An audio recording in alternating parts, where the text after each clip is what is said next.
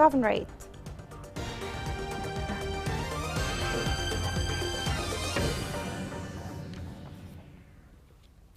Welcome to Yemen Today TV. This is the English news with me, Rushan Fouad.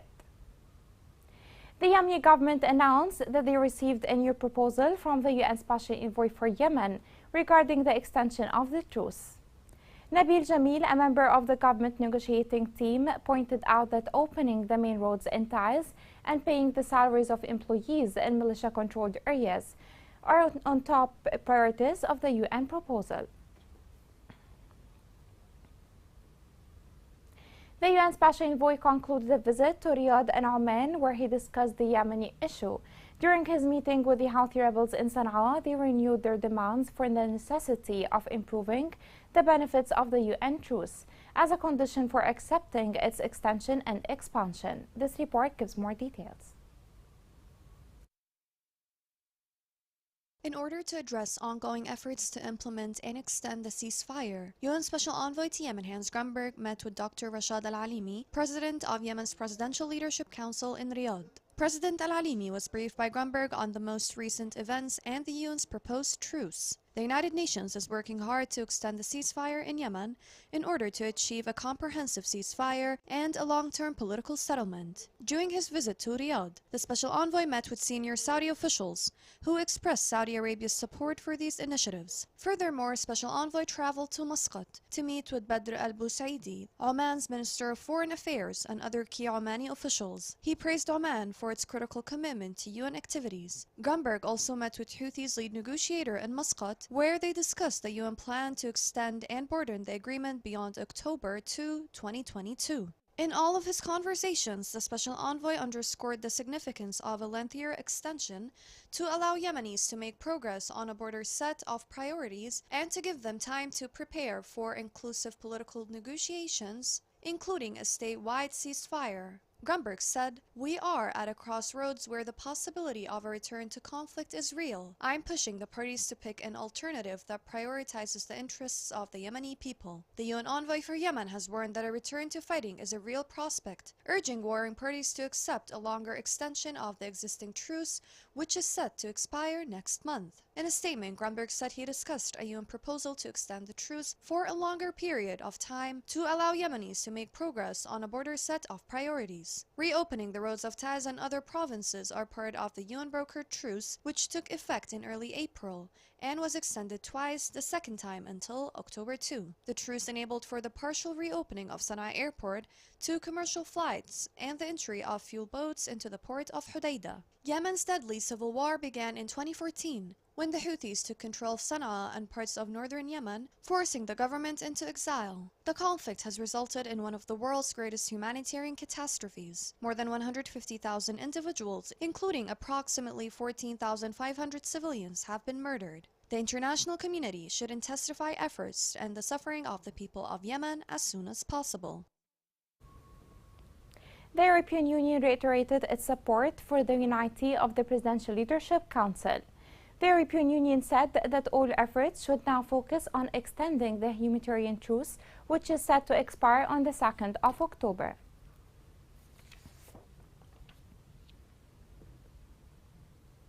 The truce in Yemen has contributed to downsize the numbers of casualties and fighting missions since April.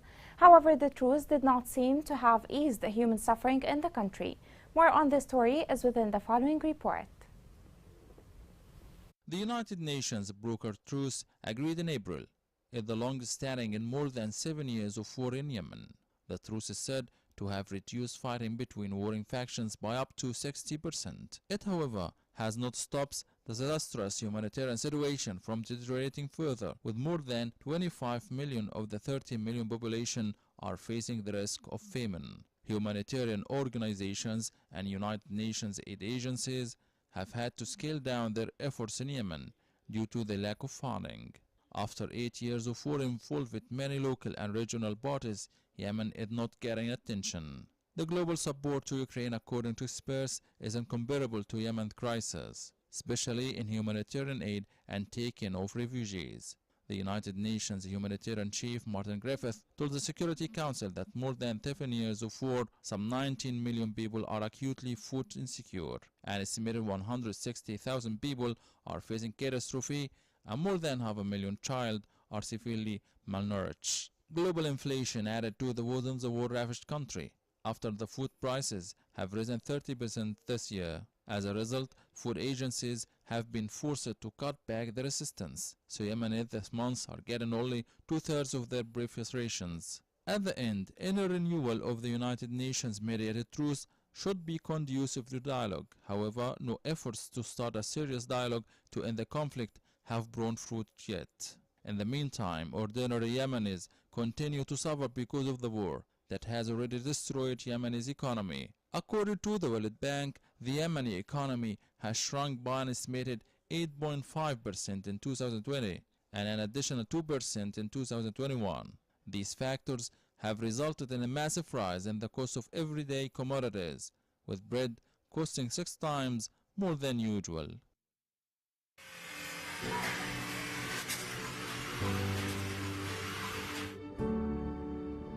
أبي مات بشارع 40 دحين أنا أشقى على أسرتي مع باقي اللي أنا أصرف عليهم كل شيء. أنا اسمي أنس وصيب سيف، عمري 12 سنة. أنا أشتغل بورشة حديد من الساعة 7 للساعة 6. أحيانا أسرع، أحيانا أقص، أحيانا أرنق، أحيانا أنقش، أي حاجة أنا أعمل. لا الساعة لما تبدأ الساعة 6 أوقف. أنا وقفت الدراسة علشان ما فيش أحد يشقى على أسرتي. أدرس أخواني الباقي منهم 4 وأنا الخامس. أحلم إني أفتح ورشة أبي وأشقى على أسرتي وأمدي لهم مصاري وأدرس أخوتي الآخر الجامعات وأطبخ أي شيء.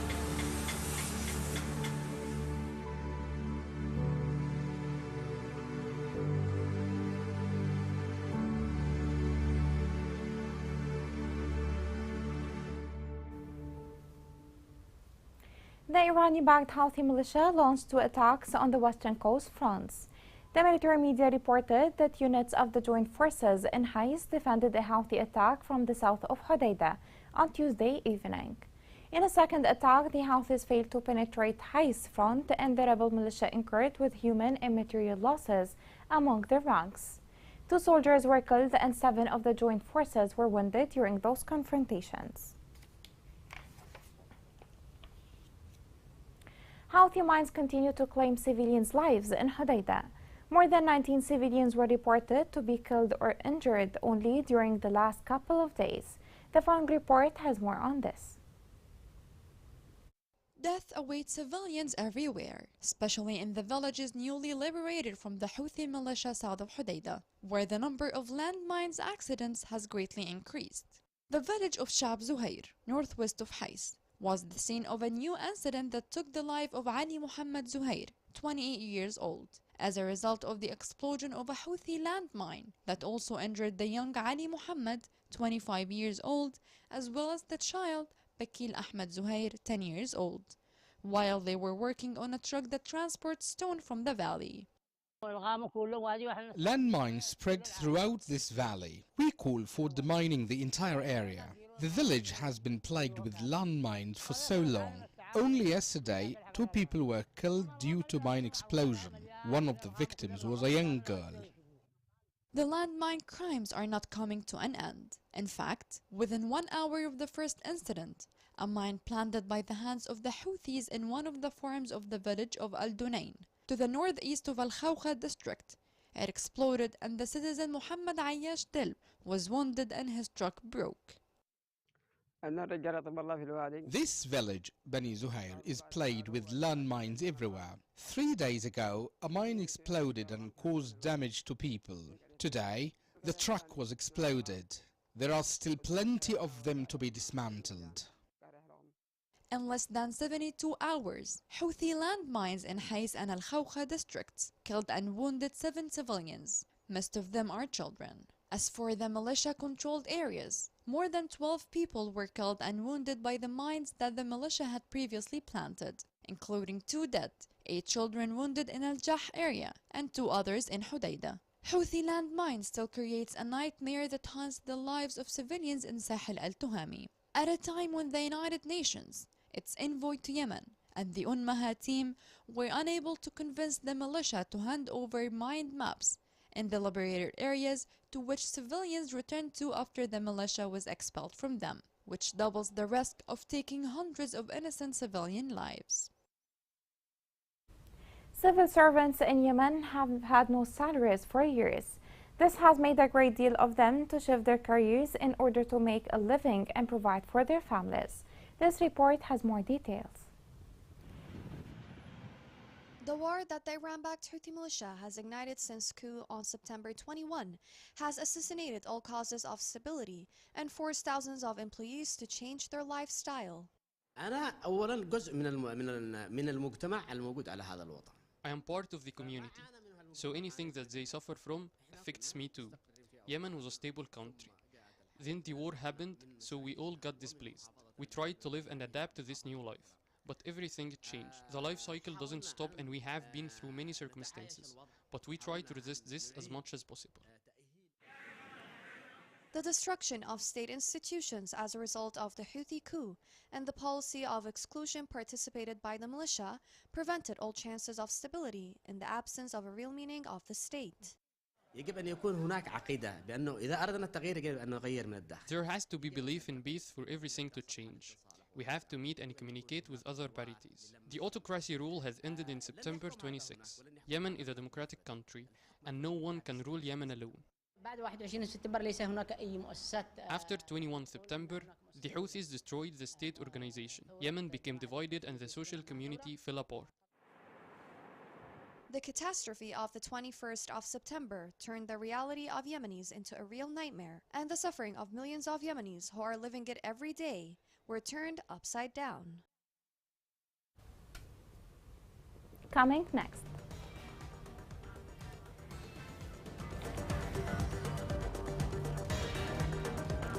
In Taz, rocky cracks threaten residents of a village and cause panic.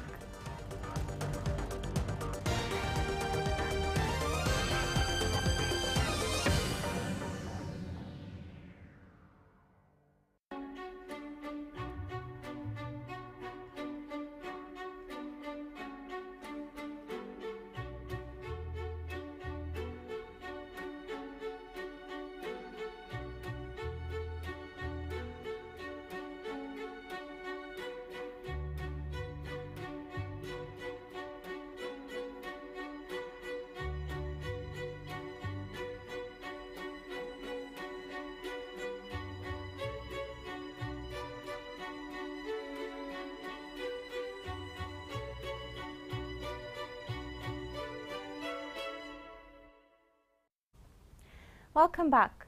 The World Food Programme said that they provided food assistance for thousands of people in Yemen.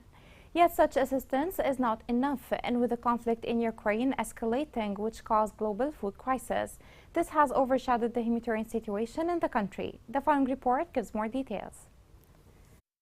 Yemeni people are going through a critical humanitarian crisis. They have the worst statistics when it comes to health and food security, especially after the suspension of the World Food Programme support earlier this year due to funding shortfalls. Yet, World Food Programme is providing food assistance for 250,000 Yemenis, as the United Nations announced plan to maximize support for Yemen, and they are supported by a 30 million euros contribution.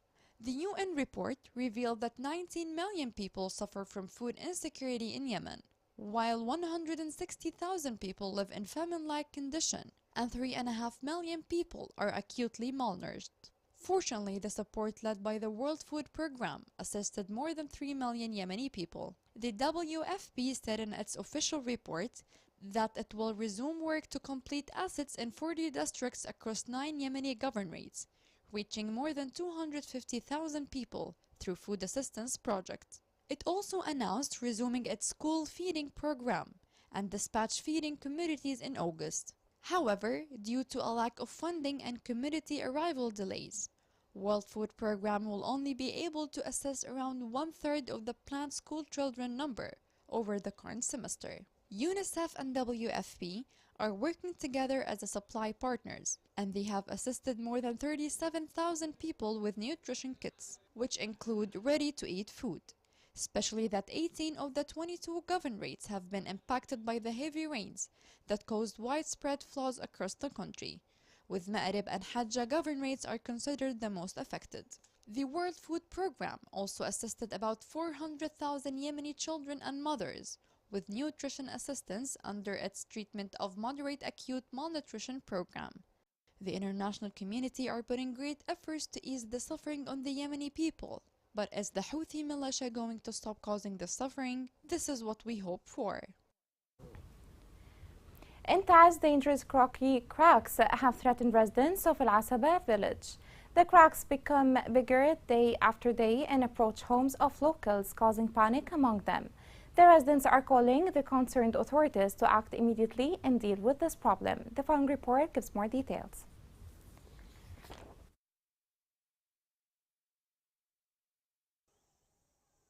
Here in these mountainous hills, located in the village of Al-Asba, in Al-Khubal area, Taiz Governorate, these cracks in the ground, which have been expanding since a year ago, have become a great fear and concern for the people of these villages, who do not know the reason behind them until now.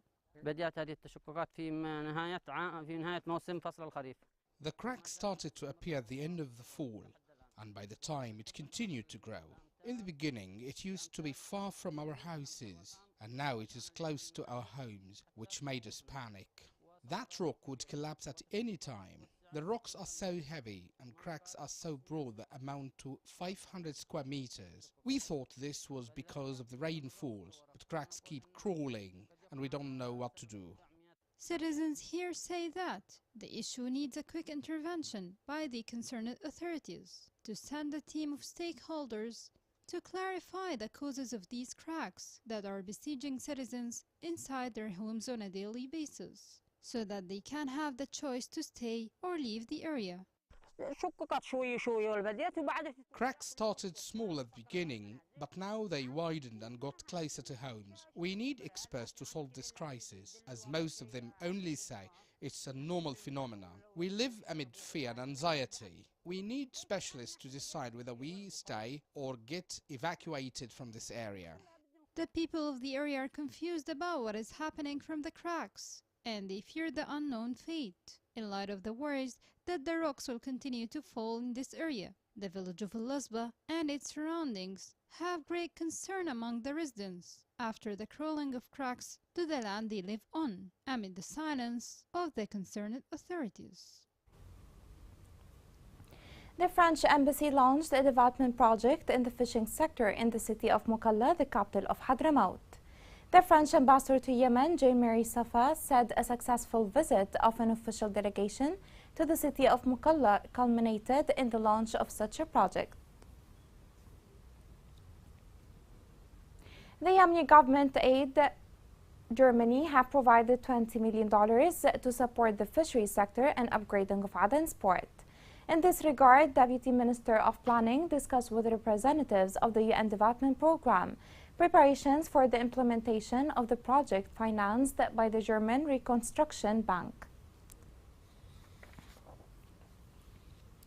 Greenpeace International demanded big oil companies to pay a share in safer tanker rescue plan. It said that a number of oil companies have announced record profits in the first 2 quarters of this year, yet none of them has provided funds to enact the UN salvage plan. Greenpeace added that these oil companies have the moral responsibility to fund the salvage operation to protect the people of Yemen and the Red Sea. Here is a reminder of the main headlines. Special Envoy Hans Grunberg concludes a visit to Riyadh and Oman to push for truce expansion.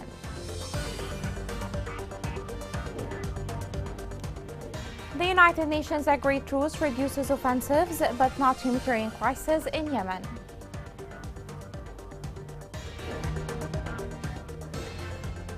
Houthi mines continue to claim civilians' lives in Hodeidah Governorate.